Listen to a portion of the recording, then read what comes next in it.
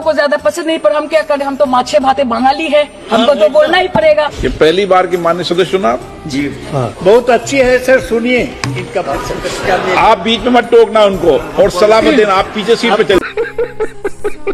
Government ने clear कर दिया, ऑलरेडी वो उत्तर प्रदेश को ऑर्डर दे चुके हैं 2 दर्जन बुलडोजर का। देख रहे हो ना भाई, योगी बाबा एक्शन, वो भी वेस्ट बंगाल में। अभी जितने भी इलीगल बांग्लादेशी जिन्होंने अभी भी बंगाल नहीं छोड़ा, सबकी मां भाई शाबाश। कल का इलेक्शन देखने के बाद मैं आप सबसे यही कहना चाहूंगी कि अगर आपको बीजेपी को हराना नहीं आता तो सीखो ऐप डाउनलोड करो और सीखो वो भी 1 रुपए में कि बीजेपी को कैसे।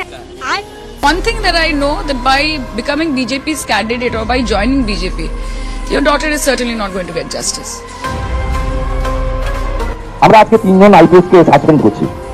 মিস্টার বিনীত গোয়েল, উনি এখন এডিজি রয়েছেন আইবিতে, আর আরো 2 জন আইপিএস, শ্রীমতী ইন্দিরা মুখার্জি এবং শ্রী অভিষেক গুপ্তা, এই 3 জনকে আমরা আজকে সাসপেন্ড করলাম।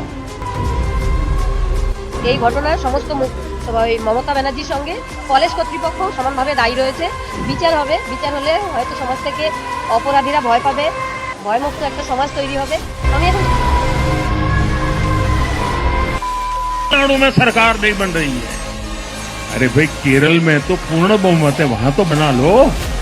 नेता नहीं तर्क पा रहे, 2.5 साल की फॉर्मूला करे कि 1 साल के 5 मुख्यमंत्री की फॉर्मूला करे, अभी तक उनको नतीजा हाथ नहीं लग रहा है। यानी कांग्रेस जहां पर भी है वहां या तो शाही दरबार की खातिरदारी में खजाने की लूट हो रही है या लूटे हुए पैसों के लिए झगड़ा। खुश हुए, बचपन से हम भारत में पले भरे और आज प्रधानमंत्री मोदी जी से मिलने का ये अवसर मिला, तो ये इसके साथ में हम देश की प्रगति भी देखते हैं और चाहते हैं कि इसी तरीके से देश भी प्रगति करते रहे। नरेंद्र साहब हमारे यहाँ पे पधारे और बहुत ज़्यादा खुशी हुई। क्या ये क्या बक रहे हो माँ? के मुताबिक अमेरिका में अडानी पर जो फ्रॉड का केस चल रहा है वो खत्म हो सकता है। अडानी के नए वकील हैं रॉबर्ट जोसेफ ग्रीफा, और उन्होंने अमेरिका के जस्टिस डिपार्टमेंट को कहा है कि अगर वो अडानी का केस खत्म करते हैं, उनके खिलाफ आरोपों को ड्रॉप करते हैं, तो अडानी वहां पर कुछ निवेश करेंगे, नौकरियां बनाएंगे वगैरह वगैरह। एक तरह से घूस ऑफर करी गई है क्विड प्रो को, आप हमें रिलीफ दीजिए, हम आपका ये काम करेंगे। लेकिन कमाल की बात और कितनी बड़ी विडंबना ये है कि अडानी के ऊपर जो केस अमेरिका में चल रहा है वो क्या है, वो ये है कि अडानी ने हिंदुस्तान में सोलर प्रोजेक्ट्स के लिए अधिकारियों को घूस दी, करीब $250 मिलियन की, और ये पैसा अमेरिका के निवेशकों का था। तो अमेरिका में हिंदुस्तान पर घूस देने के लिए केस चल रहा है, लेकिन हिंदुस्तान में इसकी किसी को चिंता नहीं है। सरकार को कोई फर्क नहीं पड़ता, कोई जांच नहीं, कोई आरोप नहीं, सरकार को कोई फर्क नहीं पड़ा, कोई न्यूज चैनल पर कहीं नहीं देखने को। ये जगह बहुत चहक रही है, जानते हैं कारण क्या है? पिछले साल जैसे छाती पीट कर बताया जा रहा था जनता को कि इंडिया 4th लार्जेस्ट इकोनॉमी बन गया है, जापान को हमने पीछे छोड़ दिया है, देश विश्व गुरु बन गया, आज इंडिया की रैंकिंग वापस नीचे गिर गई। देखा कितना बड़ा दल्ला है, खुश हो रहा है कि हम नीचे आ गए। मान लिया कि तो अब जर्मनी का बन गई, लेकिन तेरे माँ बाप पूरा खानदान तो आज भी भारत में खा रहा है, कुछ तो शर्म कर ले। इंडिया 6th लार्जेस्ट हो गया है और ये कहीं आपको नहीं बताया जाएगा। अरे बिल गेट्स हमारे बचपन में बिल गेट्स में नंबर 1 में था, तो शायद टॉप 10 में भी नहीं आता होगा, लेकिन उसका इन्फ्लुएंस कम हुआ नहीं। तो जो रैंकिंग्स होती है ना, इन्फ्लुएंस दिखाती है। 4थे से 6थे में आ गया भारत, लेकिन इन्फ्लुएंस तो लगभग उसी में से 6थे से 4थे में आ जाएगा, लेकिन तब भौंकने नहीं आएगी। दूसरा, इस साल इंडिया की प्रेस फ्रीडम रैंकिंग और भी ज्यादा नीचे गिर गई। पिछले साल इंडिया 151 रैंक पर था आउट ऑफ 180 कंट्रीज, इस साल 157 आउट ऑफ 180 पर गिर गया। हमारे देश में प्रेस फ्रीडम की इतनी बुरी हालत है कि हमारी रैंकिंग सारी नेबरिंग कंट्रीज, चाहे पाकिस्तान हो, बांग्लादेश हो। क्या बोला? पाकिस्तान बेटर रैंकिंग में है, तब हमारी रैंकिंग सारी नेबरिंग कंट्रीज, चाहे पाकिस्तान हो, बांग्लादेश हो। पाकिस्तान को ऊपर दिखा दिया, इससे पता चलता है रैंकिंग का स्तर क्या है। वही पाकिस्तानी मीडिया जो ऑपरेशन सिंदूर में पाकिस्तान को जिता रही थी। अरे तू लिबरलिज्म यहाँ बढ़ाना आ रहा है, और तूने तो बहुत पहले मोदी को डिक्टेटर और भारत को डिक्टेटरशिप घोषित कर दिया। क्या हमारे देश में डेमोक्रेसी खत्म हो चुकी? How is it news to you? तू क्यों चौंक रहा है? शेयर करो इस वीडियो, शेयर कर देना भाई, और इस जगह ऐसी रिलाई में मजा आता होगा तो फॉलो भी कर। आपको मालूम है पेपर लीक की बड़ी समस्या है। गहलोत जी भी जानते हैं कि राजस्थान में भी पेपर लीक हुए थे, और ये एक बड़ी समस्या पूरे देश में है, सिर्फ एक प्रदेश की समस्या नहीं है। और बहुत इसको रुकवाने की कोशिश चाहे कितना भी की होगी गहलोत जी ने, लेकिन फिर भी बार बार ये हो रहा था। सबसे पहले आप इस वीडियो को देखिए। अगर ये 2 गाड़ी में चल सकता था नॉन बायोलॉजिकल तो अब तक सारे समाज की गाड़ियां लेके काहे घूम रहा था हर जगह। कोई बच्चा इन्हें समझाए कि वो भारत के प्रधानमंत्री हैं। और ये समस्या हर कांग्रेस के सपोर्टर्स में, जिस कांग्रेस का ये समर्थन करती हैं उसी के 2 प्रधानमंत्री भारत में असैसिनेट हुए, यानी उनकी हत्या की गई, तो उसको लेकर प्रधानमंत्री का प्रोटोकॉल हैवी रहता है, उनकी सुरक्षा ज्यादा रहती है। दूसरी बात, प्रधानमंत्री मोदी कई देशों के निशाने थे, कई देशों के क्या बोलूंगा, अपने ही देश के लोगों के निशाने थे, इसलिए भी प्रधानमंत्री की सुरक्षा होती है। लेकिन फिर भी वो व्यक्ति सारी सुरक्षा छोड़ के एग्जाम्पल सेट करने के लिए अपना काफिला हटा के 2 गाड़ियों पे आता है, तो भी इन जैसी अरबी की सब्जियों को दिक्कत है। दुनिया में अगर छोटा सा देश भी है तो उसके राष्ट्रपति प्रधानमंत्री की ऐसी सुरक्षा होती है। देश छोड़िए, प्रधानमंत्री छोड़िए, भारत में विपक्ष के नेता राहुल गांधी जी की भी इतनी ही सिक्योरिटी है, लेकिन वो इनको नहीं दिखती। आप हाथी को पजामा पहना सकते हैं, लेकिन कांग्रेस के इन समर्थकों को कभी नहीं सकते। कांग्रेस के टाइम पे इतना छूट था कि एक चाय बेचने वाला व्यक्ति प्रधानमंत्री बन गया, और अभी पढ़े लिखे व्यक्ति को चाय बेचना पड़ रहा है और लिट्टी चोखा बेचना पड़ रहा है। इतनी ज्यादा छूट दे रखी थी कि प्रधानमंत्री बनने के लिए वोट तो पप्पू भैया ने और सोनिया चाची ने दी थी, क्योंकि सारी जनता तो तेरा रील देखने में बिजी थी। और लिट्टी से याद है कि कल तेरी लिट्टी में नमक और चाय में चीनी बहुत ज्यादा थी, तो तू रील्स पे कम दुकान पे ज्यादा ध्यान दे। अद्धा कैसे बकलोली लेता हूँ, ये काले मसूड़े वाले डंपर की वीडियो पहले आ जाती है। ये देखो आप, हमारे देश को पीएम नहीं प्लम्बर की जरूरत है, पूछो क्यों? ये बात ये नॉर्मल कैमरा रख के पूछ सकती थी, नहीं पर आदत है क्यों करने की। हमारे देश में तेरी भी जरूरत नहीं है। मैंने पूछा क्यों?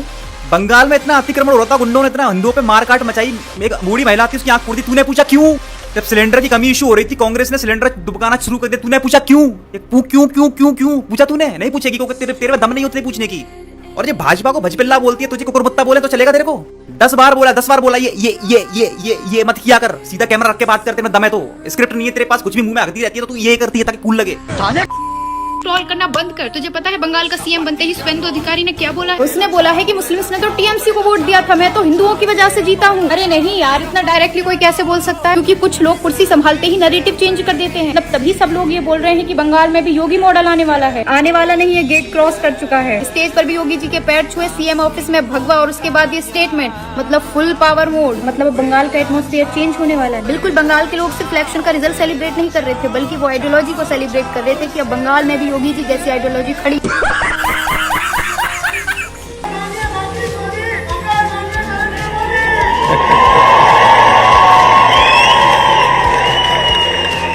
क्या जालमुड़ी यहाँ भी पहुँच गई?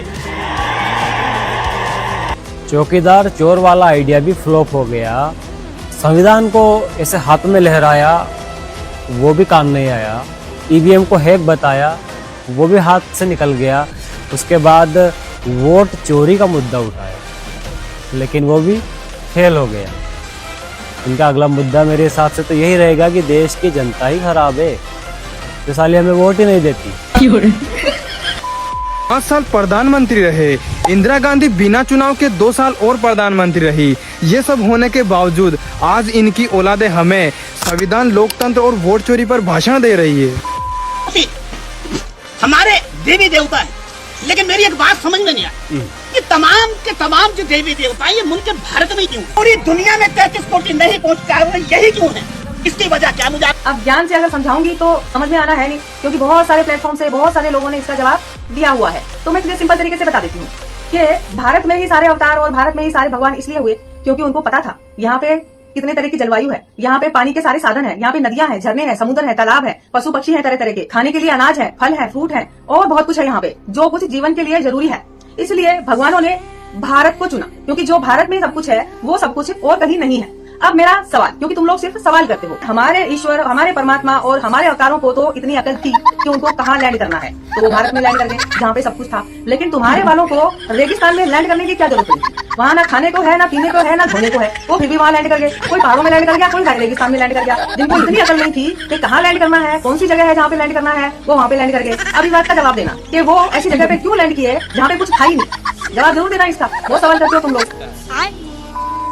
देखिए, टीएमसी देखिए और कांग्रेस तो छोड़ ही दीजिए।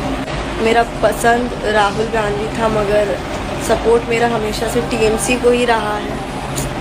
खैर जो हुआ है वो अल्लाह की मर्जी से हुआ है। रुको जरा, सब्र करो। इतना तो यकीन हो चुका है कि अगर बीजेपी अफ्रीका में भी इलेक्शन लड़े तो वहाँ भी जीत जाएंगे। ये होता है फैंस का जादू, सपोर्टर्स का जादू गाइस। আব্বু আব্বু কি হচ্ছে রে? বিজেপি কে শুভেন্দু অধিকারী मुख्यमंत्री का शपथ ले लिया। अब हम लोग भारत कभी वापस नहीं आएंगे। ये 5 साल तक तो उम्मीद नहीं है।